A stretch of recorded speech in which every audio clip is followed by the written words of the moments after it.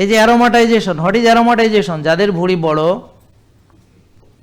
যাদের চর্বি বেশি, তার টেস্টোস্টেরনটা অ্যারোমাটাইজড হয়ে, অতিরিক্ত চর্বির কারণে টেস্টোস্টেরন মানে পুরুষালী হরমোন অ্যারোমাটাইজড হয়ে ইস্ট্রোজেন হইয়া যাবে, মানে পুরুষ মেয়েদের মতো হইয়া যাবে, মানে মেয়েলি পুরুষ।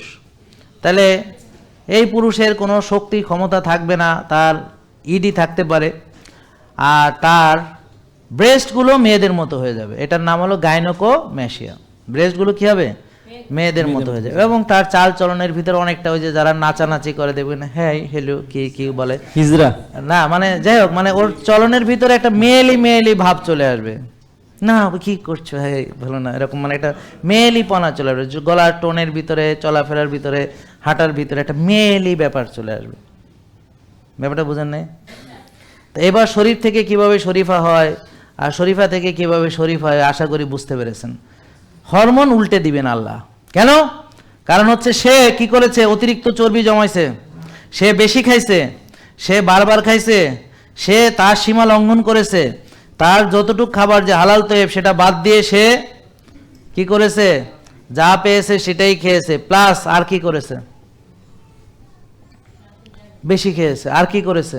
রাত জেগেছে। আর কি করেছে?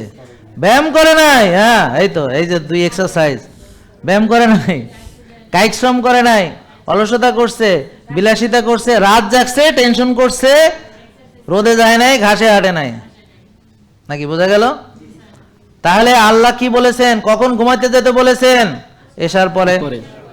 কখন উঠতে বলেছেন? তাহাজ্জুদে, না পারলে অন্তত ফজরের আগে, তাই না? ফজরের নামাজ কোথায় পড়তে বলেছেন? মসজিদে। মসজিদে। আপনারা কে কে মসজিদে ফজরের নামাজ পড়েন? হাত তুলেন। দেখেন এই যে যারা আমাদের ফলো করে, দেখেন আলহামদুলিল্লাহ প্রায় সবাই। তাহলে যারা আমাদের সংস্পর্শে আসবে তারা খাঁটি শোনার চেয়ে অন্য কিছু হবে না ইনশাল্লাহ। ইনশাল্লাহ তারা কোরআন হাদিসের আলোকে তার জীবনকে পরিচালিত করবে। হকের উপরে বাতিলের উপরে তারা কি করবে না, তারা জ্ঞানের আলোতে পথ চলবে। এই জ্ঞানের আলো হচ্ছে আল্লাহর বাণী এবং প্রিয় নবী হযরত মুহাম্মদ সাল্লাল্লাহু আলাইহি ওয়াসাল্লামের দেখানো পথ।